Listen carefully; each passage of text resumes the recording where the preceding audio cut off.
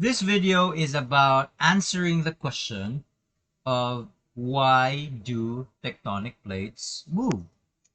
Okay, so there are three forces that we can identify. Okay, so one is what we call ridge push, and the second one is called mantle drag, and the third one is called slab pull. Okay, so to explain this, imagine you have two plates, right? And then these two plates share an oceanic ridge. So this one here is an oceanic ridge. Again, a crack in the middle of the ocean. And again, because of that, a convection current might be underneath these plates. And it so happens that the upward motion of that convection current is in here. So therefore, magma comes out from this crack. And because of that, the magma forces itself out of that small crack and creates this residual force that makes these two plates move towards the sides. You know, just like we have the law of impenetrability. No two objects can occupy the same space at the same time. So therefore, if magma tries to come out of this, the magma could not possibly come out of that crack without the two plates displacing themselves sidewards. So therefore, because of the magma coming out, there is this residual force that pushes the plates to move sidewards. And again, that force is called ridge push. Okay, so it's very easy really to understand. It's push because the magma is pushing itself out of that crack. Ridge because it happens in the oceanic ridge. Right? So that's the first force. Now the second force is still related to the ridge push because again, this upward movement of the magma, that's just one side of the story. Remember, the complete story is there's an upward motion there because there's really a convection current happening. And this convection current is circular like that. Right? And so if we focus our attention not on the ridge, but on this side here, if you think about it, this is the lithosphere, right? And again, it's solid. And again, it's floating on top of this, which is the asthenosphere. And again, the asthenosphere is fluid-like. So if it's fluid-like, it's like this is the ocean, and the lithosphere is just a boat that is floating on top of the ocean. So if you think about it, if the ocean has a current, then the boat on top of the ocean also moves, right? So imagine, because convection current in this area is moving that way, so you can imagine that the lithosphere that is on top of it is also dragged by that movement. Is dragged by the movement of the convection current. And that force, that is what we call mantle drag.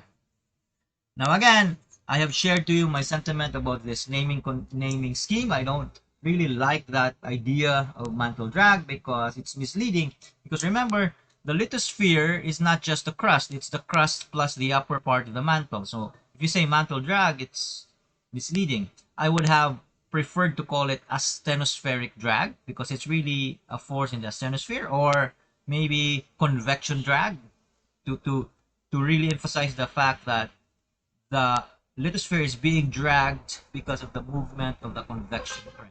But as it is, it's the terminology that we use now is mantle drag, but understand that that term is kind of misleading. But again, there are a lot of things like that in science where we use a term to refer to a concept, and then later on we understand that term is kind of misleading, but we don't change it because it has been in the books and we have kind of made it a convention already.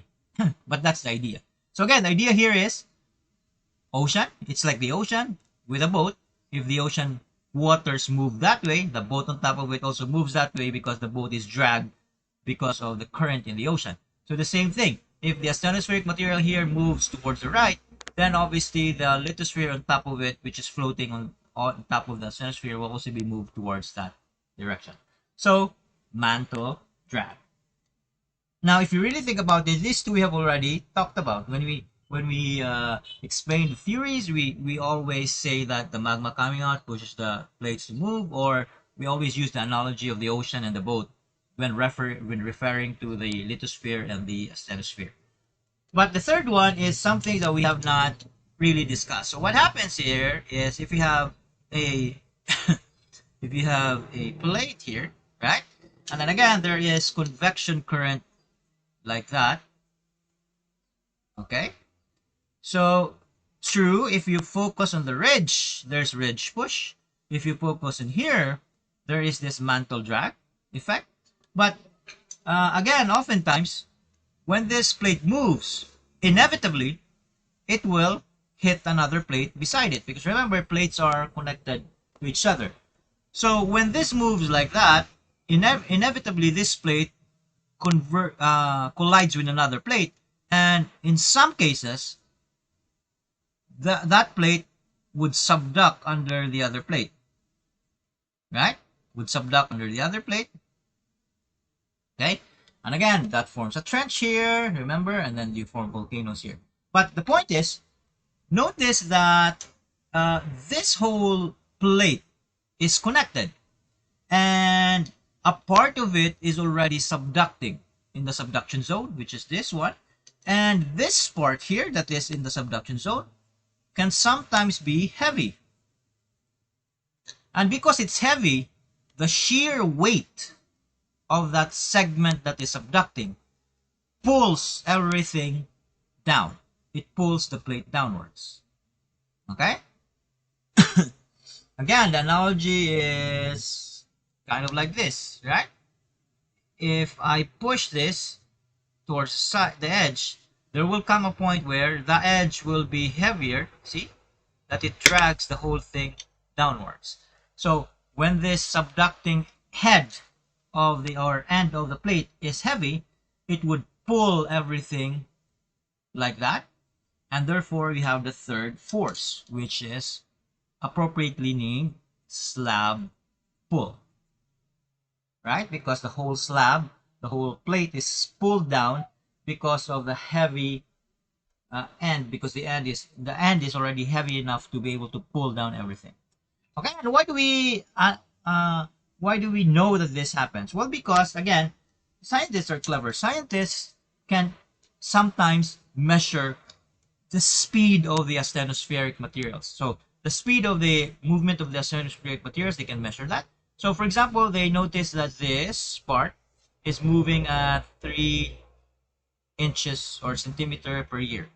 So the asthenospheric material underneath is moving at 3 centimeter per year.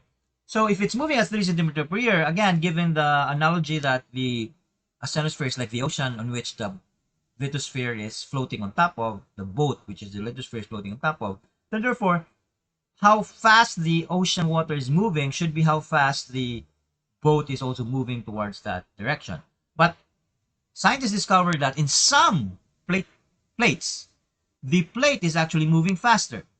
So imagine the asthenospheric material below it is moving at 3 centimeters per year, but the lithosphere itself is moving at 5 centimeters per year. And that's when scientists realize that there must be some other forces that are in play. And again, that's when they proposed of this concept of slab pull. And again, it's logical, right? Yeah, if you really have a slab and this subducting end is already heavy, then it would pull this whole plate downwards, contributing to its movement sidewards. Okay, so that's why plate tectonics move. It's because of three forces that are present in plates. One is the ridge push, which is caused by the upwelling magma from the convection current on the ocean ridge. The act of forcing magma into the crack creates this residual force of that pushes the two plates sidewards. And then second is mantle drag, and that is simply the circular behavior of the convection current.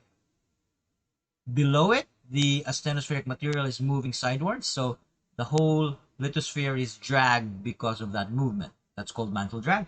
And then the third one is, again, when a plate diverges, in some cases it might be subduct. It might subduct under another plate. And the end that is subducting might be heavy enough to pull that whole plate downwards, contributing to its movement, and we call that slab pull. So, in a nutshell, according to plate tectonics theory, tectonic plates move because of three forces. There is ridge push in the oceanic ridges, there is mantle drag underneath all the plates, and there is slab pull in places where there is subduction. Okay? So three reasons: ridge push, mantle drag, and slab pull.